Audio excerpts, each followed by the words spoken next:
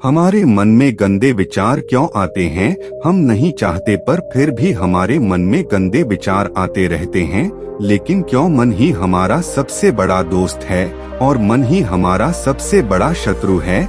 जब हम अपने मन के हिसाब से चलते हैं तो मन हमें भटका देता है, और जब हम मन को संतुलित कर लेते हैं तो हम अपनी जिंदगी में सब कुछ का लेते हैं।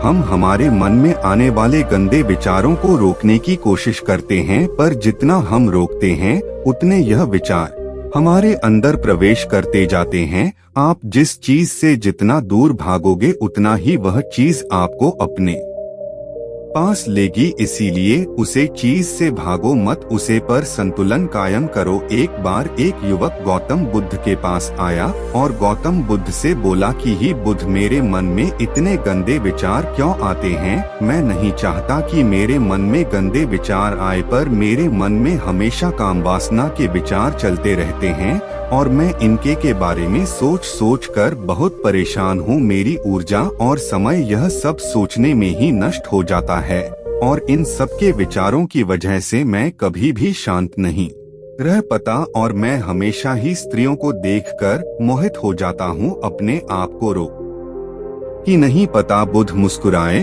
और उन्होंने उसे युवक से पूछा, क्या तुम्हें पता है यह काम वासना होती क्या है? फिर लड़के ने उत्तर दिया और कहा, बुद्ध, में यह तो नहीं जानता कि काम वासना होती क्या है, पर हाँ, ये जो भी है बहुत बुरी चीज है। फिर बुद्ध ने उसे युवक से कहा कि सबसे पहले तो तुम यह समझना है कि प्राकृतिक रूप से जो भी चीज हमारे अंदर है वह बुरी नहीं है।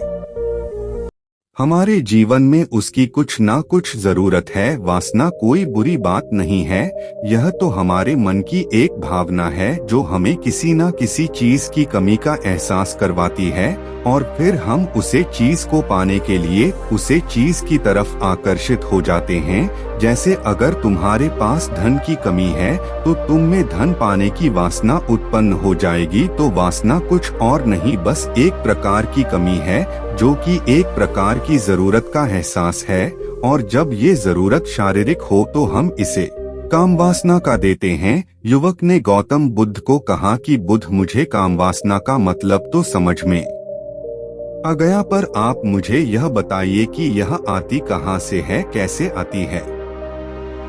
यह गौतम बुद्ध ने कहा कि काम वासना कहीं से आती नहीं है, यह तो हमारे अंदर ही होती है और इसका होना तो जरूरी भी है, तभी तो मानव जाति का विस्तार होगा। युवक ने कहा, जब यह हमारे अंदर ही है और जरूरी भी है तो फिर लोग इसे गलत क्यों बोलते हैं? बुद्ध ने कहा कि यही तो समस्या है, लोगों ने काम वासना को गलत तरीके से सोच लिया है, इसे छिपाने की दबाने की कोशिश करते हैं। काम वासना गलत नहीं है, बल्कि काम वासना का गलत तरीके से प्रयोग करना गलत बात है। लोग जिससे प्रेम करते हैं बस उसी के लिए जीने लग जाते हैं, उसे पाना ही अपना लक्ष्य बना लेते हैं और उसी के बारे में हमेशा सोचते रहते हैं, पर यह सब गलत है। बुद्ध ने योग से कहा, क्या तुम्हें पता है जानवरों में भी कम वासना होती है? युवक ने उत्तर दिया, हाँ बुद्ध, जानवरों में भी काम वासना होती है, क्योंकि जानवर भी तो आखिर अपनी पीढ़ी को आगे बढ़ाएंगे। बुद्ध ने कहा, तो फिर हम जानवरों की काम वासना को गलत क्यों नहीं कहते? युवक ने कहा, मुझे नहीं पता महात्मा, आप ही मुझे बताइए। गौतम बुद्ध ने कहा कि जानवर अपनी काम वासना का प्रयोग आनंद प्राप्ति के लिए नहीं करते, वह तो सिर्फ संतान उत्पन्न करने के लिए काम वासना का उपयोग करते हैं। जानवरों को प्रकृति ने इतनी समझ नहीं दी कि वह काम वासना को अपने सुख का आधार बना सके, जबकि मनुष्य अपनी समझ के बलबूते पर प्रकृति में पाई जाने वाली प्रत्येक वस्तु को अपने सुख के लिए अपने प्रयोग करता है। हम इंसानों ने ही काम वासना को अपने सुख का साधन बना लिया है, जबकि प्रकृति ने तो हमें अपने वंश को आगे बढ़ाने के लिए दिया था, लेकिन इंसानों ने इसे अपने जीवन का परम लक्ष्य बना रखा है और इस तरह से काम वासना का बेलगाम हो जाना गलत है। युवक ने मुझसे पूछा, महात्मा जी, ये कम वासना हम पर हावी क्यों होती है, क्यों यह बेलगाम हो जाती है? तब गौतम बुद्ध ने कहा कि सुनो, अब जो मैं तुम्हें बताऊंगा उसे तुम ध्यानपूर्वक सुनना। काम वासना का सारा खेल तुम्हें समझ ए जाएगा, तुम्हें तुम्हारे सारे सवालों का जवाब मिल जाएगा, बस तुम्हें ध्यान से सुनकर समझना है।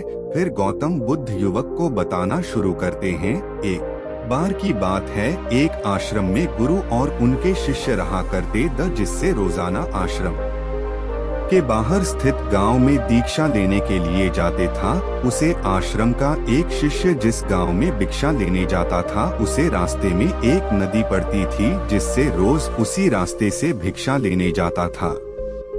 एक दिन उससे ने देखा कि एक लड़का पेड़ के पीछे छिपा है। वह उस लड़के के पास गया और उससे जाकर बोला, भाई तुम इस पेड़ के पीछे छिपकर क्या देख रहे हो? लड़के ने कहा, अरे तुझे नहीं दिख रहा क्या कि मैं क्या देख रहा हूँ? तब साइज ने नदी की तरफ देखा तो वहाँ पर कुछ लड़कियाँ पानी भर रही थी। वो लड़कियाँ 14-15 साल की होगी। तब से ने उसे लड़के से कहा, अरे भाई वहाँ पर तो लड़कियाँ पानी भर रही है, इसमें छिपकर देखने वाली क्या बात है? तब वो लड़का शीशे की तरफ देखकर उससे कहता है, अरे पागल, तुम्हें दिखाई नहीं दे रहा कैसे यह परियां नदी के पानी से खेल रही है? जरा उनकी अदाओं को तो देखो, उनके कोमल शरीर को देखो, उनकी पतली कमर मटके को उठाते समय बाल खाती है और उनके बाल उनकी कमर पर कैसे लहरा रही हैं,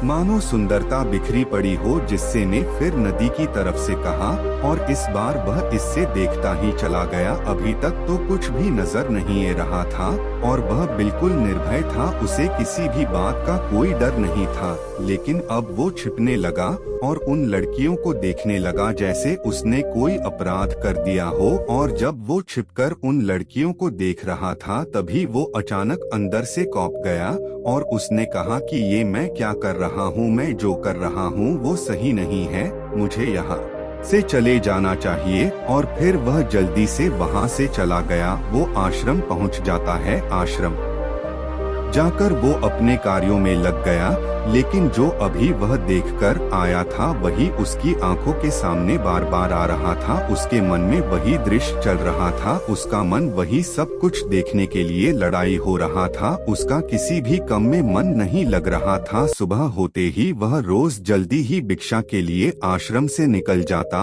और उसे नदी के पास वाले पेड़ के पास जाता, जहाँ पर वह लड़का पहले से मौजूद रहता था। उसके साथ मिलकर लड़कियों को छुप छुप कर देखता था। अब वह इससे रोज ऐसा करने लग गया, यह उसके रोज का काम हो गया। अब उसे शिष्य का मन किसी भी काम में नहीं लगता था। वो हमेशा ही किसी न किसी प्रकार के विचार में उलझा रहता। वो आश्रम के कार्यों को भी ठीक ढंग से नहीं कर पा रहा था, ना वो ठीक से सो पा था, ना वो ठीक से खाना खा पा था। उसका मन बेचैन सा रहता था। उसका मन बार बार उन लड़कियों के सौंदर्य को देखने के लिए लालायित हरता था। जब गुरु भिक्षा देते तब भी उसे का मन कहीं और विचारों में खोया रहता था। गुरु ने अपने शिष्य की इन हरकतों को बांप लिया था। तब एक दिन गुरु ने शिष्य को अपने पास बुलाया और कहा कि आज से मैं भी तुम्हारे साथ भिक्षा मांगने चलूंगा। तुम और मैं साथ साथ भिक्षा मांगने चलेंगे। तभी शिष्य गुरु को माना करते हुए बोला, नहीं गुरुदेव, आप परेशान क्यों हो रहे हो? मैं अकेला ही ठीक से भिक्षा मांग सकता हूँ। गुरु ने शिष्य से कहा कि ठीक है, तुम अकेले ही भिक्षा मांगने जाओ। शिष्य तुरंत वहां से भिक्षा मांगने के लिए निकल गया। शिष्य के जाने के बाद गुरु भी आश्रम से निकल गए और शिष्य का पीछा करने लगे कि वो कहाँ जाता है, किससे मिलता है। यह सब देखने के लिए उसके पीछे पीछे चलने लगे। थोड़ी दूर जाने के बाद गुरु ने देखा कि उनका शिष्य एक लड़के के साथ एक पेड़ के पीछे अपराधी की तरह छिपा हुआ है और छिपकर कुछ देख रहा था। गुरु भी अपने शिष्य के पीछे जाकर खड़े हो गए कि आखिर उनका शिष्य क्या देख रहा है, जिसे देखने के लिए वो पेड़ के पीछे अपराधियों की तरह छिपा पड़ा हुआ है और छिपकर कुछ देख रहा था। गुरु भी अपने शिष्य के पीछे जाकर खड़े हो गए कि आखिर उनका शिष्य क्या देख रहा है, जिसे देखने के लिए वो पेड़ के पीछे अपराधियों की तरह छिपा पड़ा है। गुरु ने देखा कि उनका शिष्य पेड़ के पीछे छुपकर लड़कियों को देख रहा था जो कि नदी से पानी भर रही थी। तभी गुरु ने शिष्य को कहा कि तुम क्या देख रहे हो। अपने गुरु की आवाज सुनकर वह इससे घबरा गया और उसके पसीने छूटने लगे। वह थर-थर कांपने लगा जैसे किसी चोर को चोरी करते समय हाथों हाथ पकड़ लिया हो। शिष्य की हालत खराब हो गई, वो कुछ भी नहीं बोल रहा था। दूसरा जो शिष्य के साथ था वहाँ से भाग गया। शिष्य घबराया हुआ था, उसके मुंह से कुछ टूटे फूटे शब्द ही बाहर निकल रहे थे। वो अपने गुरु से नजर भी नहीं मिला पा रहा था। गुरु ने शिष्य की तरफ देखा और कहा कि मेरा शिष्य तो निर्भय था, उसे तो किसी भी चीज का डर नहीं था, लेकिन ये क्या, तुम तो डर के मारे कांप रहे हो। शिष्य ने गुरु से कहा कि मुझे माफ कर दो गुरुदेव, मेरा इसमें कोई दोष नहीं है। उसे लड़के ने मुझे बहका दिया था, लेकिन आपसे मैं वादा करता हूँ कि आज के बाद मैं ऐसा कभी दोबारा नहीं करूँगा, मुझे माफ कर दो गुरुदेव। गुरु ने शिष्य से कहा कि कोई बात नहीं, पर इस बात का तुम ध्यान रखना कि हम जैसी संगति करते हैं वैसा ही फल हमें प्राप्त होता है। हम जैसी संगति करते हैं उसके विचार हमारे अंदर प्रवेश करते हैं, इसीलिए अच्छी संगति करो जिससे तुम्हारे अंदर अच्छे विचारों का प्रवेश हो। फिर गुरु और शिष्य आश्रम लौट आए और फिर आश्रम के कार्यों पर ध्यान देने लगा। उसने उसे रास्ते को छोड़ दिया और दूसरे रास्ते से जाने लगा। वो अपने काम को ध्यान से करता, लेकिन धीरे धीरे उसके अंदर क्रोध उत्पन्न हो गया और फिर वो दूसरे पर क्रोध करने लगा और बेचैन रहने लग गया। अब वो सही समय पर भोजन भी नहीं करता था, वो भोजन भी बहुत कम खाता था। एक रात गुरु शीशे के पास आए और उसे बोले कि अब तक तुमने कितनी बार अपना वादा तोड़ दिया। यह सुनकर शिष्य अपने गुरु के चरणों में गिर गया और रोने लगा। रोते रोते ही उसने गुरु से कहा कि गुरुदेव, मैं कई बार अपना वादा तोड़ चुका हूँ, फिर वादा कर लेता हूँ, लेकिन हर बार मैं वादा तोड़ देता हूँ। मेरा मन मेरे नियंत्रण में है ही नहीं। मैं बहुत कोशिश करता हूँ कि मैं अपने मन से सारे बुरे विचारों को निकल जाए, लेकिन मैं चाहकर भी ऐसा नहीं कर पा रहा हूँ। फिर गुरु ने शिष्य को कहा कि चलो मेरे साथ। गुरु शिष्य को आश्रम के बगीचे में लेकर गए और शिष्य से कहा कि देखो, यहाँ पर कुछ पाय बनी हुई है जिससे नदी का पानी इन पौधों तक आ रहा है और यह पानी एक निरंतर भाव से आ रहा है। क्या तुम इस पानी के बहाव को रोक सकते हो? शिष्य ने कहा कि हाँ गुरुदेव, मैं इस बहाव को रोक सकता हूँ। फिर शिष्य ने मिट्टी उठाकर उसे नाली में डाल दी। वो पानी थोड़ी देर के लिए रुक गया और फिर थोड़ी देर बाद उसे रेत के ऊपर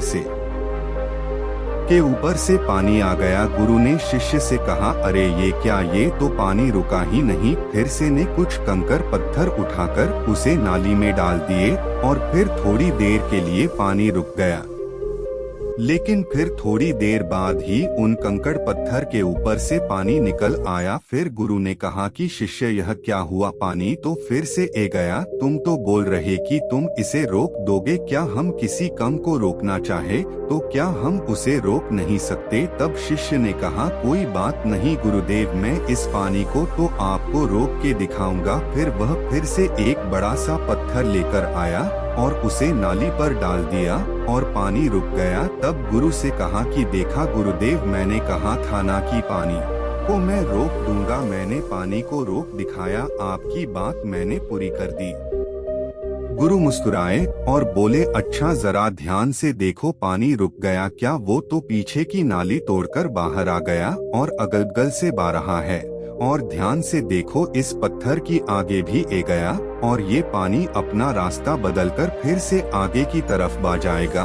और फिर थोड़ी देर बाद ऐसा ही हुआ। फिर गुरु ने शिष्य को समझाया कि तुम्हारे साथ भी तो ऐसा ही चल रहा है। तुम बार बार प्रयास कर रहे हो, बड़े से बड़ा प्रयास कर रहे हो, पर हर बार तुम्हारा प्रयास टूट रहा है और यह हमेशा टूटता ही रहेगा। तुम कितना भी बड़ा पत्थर रख लो, लेकिन पानी तो अपना रास्ता बना ही लेगा। यह सब देखकर गुरु से कहा कि ही गुरुदेव, क्या कोई तरीका नहीं है जिससे मैं गंदे विचारों से बाहर निकल सकूं और यह मेरे मन में आई नहीं। गुरु शिष्य को एक नदी के पास ले गए जहां से उसे बगीचे में पानी आ रहा था। गुरु ने शिष्य से कहा, वो पानी इसी नदी से जा रहा है, अगर हम यहीं से उसे रास्ते को बंद कर दें जहां से पानी बगीचे में जा रहा है, तब हम पानी को रोक सकते। शिष्य ने कहा कि हाँ गुरुदेव, अवश्य ऐसा हो सकता है। मैं इस पानी को यहीं से बंद कर देता हूँ, तब आगे की नाली में पानी जाएगा ही नहीं और फिर बगीचे में पानी जाएगा ही नहीं। फिर से इन्हें नदी से जाने वाले रास्ते को बहुत मेहनत करके पत्थर और मिट्टी डालकर बंद कर दिया और गुरु से कहा कि गुरुदेव, मैंने पानी को बंद कर दिया है, अब यह पानी बगीचे में जाएगा ही नहीं। तब गुरु ने कहा शिष्य से, अगर पानी बगीचे में नहीं जाएगा तो पेड़ पौधों को पानी कहाँ से मिलेगा? उन पेड़ पौधों को तो पानी की आवश्यकता है और उन पेड़ पौधों में कुछ पेड़ पौधे तो ऐसे हैं जिनको रोज पानी की आवश्यकता है, वह तो मुरझाकर मर ही जाएंगे, उनका क्या होगा? पानी तो हमें खोलना ही होगा। शिष्य ने गुरु की बात सुनकर वापस नदी से जाने वाले पानी का रास्ता खोल दिया। तब गुरु ने शिष्य से पूछा, शिष्य, अगर हम इस नदी के पूरे पानी को बगीचे की तरफ मोड़ दे तो क्या होगा? तब शिष्य ने जवाब दिया कि गुरुदेव, वहाँ पर जितने भी पेड़ पौधे हैं वो गलकर नष्ट हो जाएंगे, वहाँ पर कुछ नहीं बचेगा। फिर गुरु मुस्कुराए और बोले, तुम इस बात को समझो कि हमें किसी भी चीज को रोकना नहीं है, बस हमें हमेशा संतुलन बनाए रखना है। कम पानी से भी पौधे नष्ट होते हैं और ज्यादा पानी से भी पौधे नष्ट होते हैं। हमारा जीवन संतुलन से ही चलता है। गुरु ने शिष्य से कहा कि अगर मैं तुम्हें कुछ कहूँ कि तुम आम के बारे में मत सोचो तो तुम्हारे मन में सबसे पहले किसका चित्र आएगा? शीशे ने कहा कि गुरुदेव, मेरे मन में तो पहला चित्र आम का ही आएगा। गुरु ने कहा कि जब हम गंदे विचारों को जबरदस्ती रोकने का प्रयास करते हैं तो वह और मजबूती के साथ हमारे अंदर प्रवेश करते हैं, हमारे अंदर उठाते हैं। इसीलिए हमें उन्हें कभी भी दबाने की कोशिश नहीं करनी चाहिए। फिर गुरु ने शिष्य को जाते हुए कहा कि हमारे गंदे विचार बुरे लोगों की संगति करने की वजह से भी आते हैं। कई बार क्या होता है कि कामुकता हमारे अंदर होती नहीं है, लेकिन कुछ अश्लील लोगों के साथ रहने की वजह से ये हमारे अंदर हावी हो जाती है। फिर शिष्य ने कहा कि गुरुदेव, आप सही कह रहे हैं, मैं अपने मार्ग से भटक गया था। फिर वो शिष्य उसे रात बहुत ही चैन की नींद सोया। सुबह अपने कार्यों को पूरे मन से किया और फिर सुबह वो भिक्षा लेने के लिए उसी रास्ते से गया जहां वह लड़का आज भी पेड़ के पीछे छुपकर उन लड़कियों को देख रहा था। वो शिष्य नदी पर गया जहां वह लड़कियां पानी भर रही थी।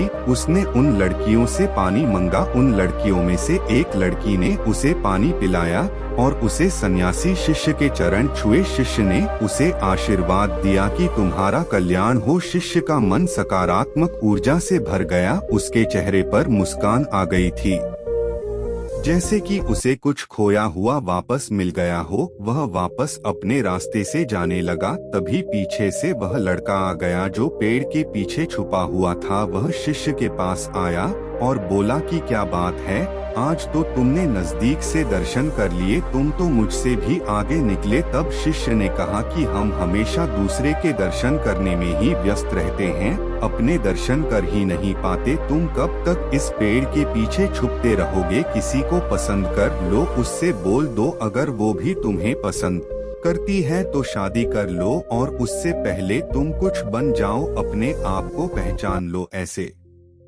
अपना समय बर्बाद मत करो। फिर वह लड़का रोज शिष्य मिलने लगा और उसे लड़के ने नदी पर जाना छोड़ दिया।